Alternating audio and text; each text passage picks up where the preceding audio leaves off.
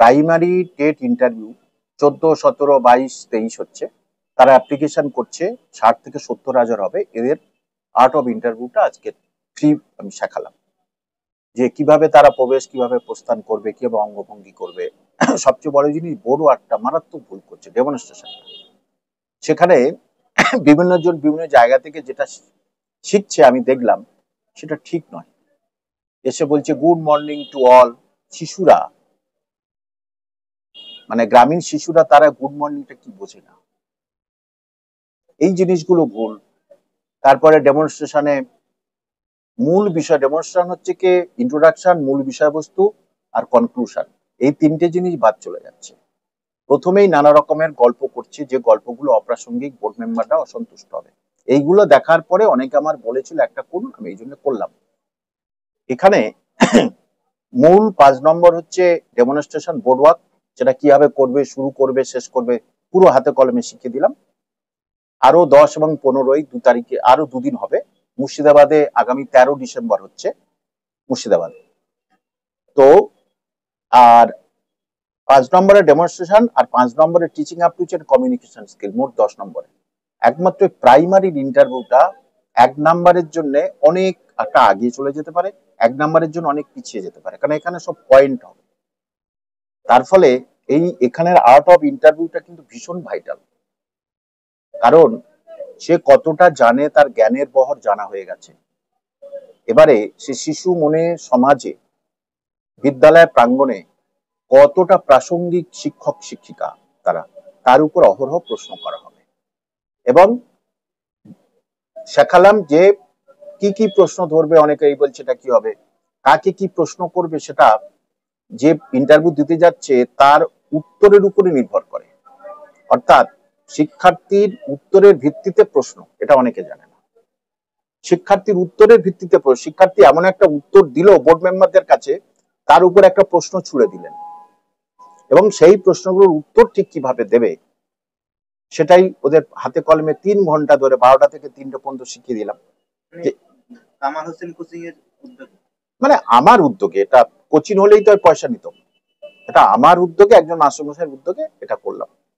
যারা বলেছে আমাদের এবারে হাতে কলমে শেখাতে হবে, তাদের আবার এক্সট্রা 2 দিন, তখন পেড হচ্ছে এক্সট্রা 2 দিন। খুব স্বাভাবিক জিনিস, যে এতে তাদের ভুল ভ্রান্তি গুলো তারা আজকে বুঝে গেল, যে কি ভুল ভ্রান্তি তাদের ছিল, সেগুলো তারা চোখে নিজে চোখ খুলে দেখে নিল, যে বাবা এই ভুল ভ্রান্তি গুলো আমার ছিল, তাহলে এই ভুল ভ্রান্তি গুলো যদি আবার আমার এসে যায়, তাহলে কিন্তু আমি তো পাস করতে পারবো না। এবং এই জন্য প্র্যাকটিক্যালি এই কর্মশালাটা হলো। প্রায় 70 জনের মতো ছেলে মেয়ে এসেছিল রাজ্যের বিভিন্ন প্রান্ত থেকে। তাদের নানা রকম সমস্যার কথা বললো, কোয়ালিফিকেশন কি বলবে, হ্যাঁ, বাবা নেই কি করবে, সে কোথাও চাকরি করে, মানে প্রাইভেটে কি বলবে কি বলবে না, সেগুলো তো এখানে কম সময়ে বলা যায় না। যেটা 3 ঘন্টা বলেছি সেটা এত তাড়াতাড়ি সম্ভব নয়।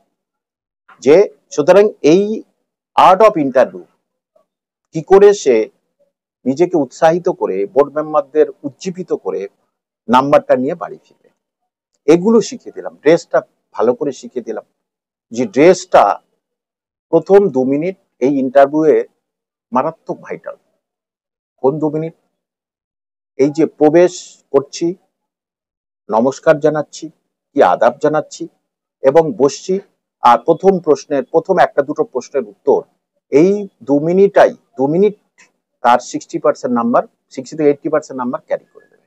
যে তখনই সে যে একজন ভালো শিক্ষক শিক্ষিকা হতে পারেন, তখনই বোর্ড মেম্বারটা সেটা বুঝে যাবে, এবং বুঝে গিয়ে তাকে তখন নাম্বার দেবে। কারণ জ্ঞানের বহর, আবার বলছি, জানা হয়ে গেছে, পুঁথিগত বিদ্যা সে পাস করে এসছে, সুতরাং তার জ্ঞান ভালো আছে। কিন্তু সে এখন কতটা ভালো শিক্ষক মশাই হবে, সমাজে সে কতটা গ্রহণযোগ্য, তার উপরে টিচিং অ্যাপটিটিউড কমিউনিকেশন স্কিলের উপরে অহরহ প্রশ্ন হবে। আর সেই নিয়ে আজকের এই আলোচনা। প্রিপারেশন ভালোই চলছে। কি কি শিখলে? এখান থেকে স্যার সম্পূর্ণ গাইডেন্স দিয়ে দিল, সম্পূর্ণ গ্রুপিংটাই স্যার এখান থেকে করিয়ে দিল, খুবই ভালো গাইডেন্স, এবং তার সঙ্গে পুরো ইন্টারভিউ যেমন সেট আপটা হয় সেটাও এখান থেকেই পেয়েছি, অত্যন্ত ভালো সব কিছুই। কেমন উত্তর দিয়েছেন সেটা পরে আমি জানবো, আমার কাছে আসবেন। আমি মানে বলে দেবো আর কি। আমার নির্দিষ্ট একটা সেকশন আছে, ওই সেকশনের সময় আপনারা দেখা করতে পারবেন না, যারা ইন্টারভিউ দিচ্ছে তারা দেখা করতে পারবে না, নিয়ম। ঠিক আছে, 22 সালেই টেট পাস করেছি। আচ্ছা, কিরকম প্রিপারেশন হচ্ছে? হ্যাঁ, প্রিপারেশন খুব ভালো। যে ভুলগুলো আমাদের ছিল স্যার খুব সুন্দর করে আমাদের বুঝিয়ে দিয়েছেন আপনি তো কিভাবে। প্রচুর ভুল করছিলেন। না, ভুল না, আমি জিজ্ঞাসা করেছিলাম ওটা। আমার মানে আমি ইউটিউবে দেখেছিলাম বিভিন্ন রকমের, তো আমার এই জানা আমি কোনো কোচিং সেন্টারে পড়িনি, আমি প্রথম এখানে আর বই থেকে দেখেছি। তো আমার ওটা লিখে এনেছিলাম, আমি স্যারকে জানালাম, স্যার সুন্দর করে বুঝিয়ে দিয়েছে, আমার খুব ভালো লেগেছে আর প্রিপারেশন খুব সুন্দর।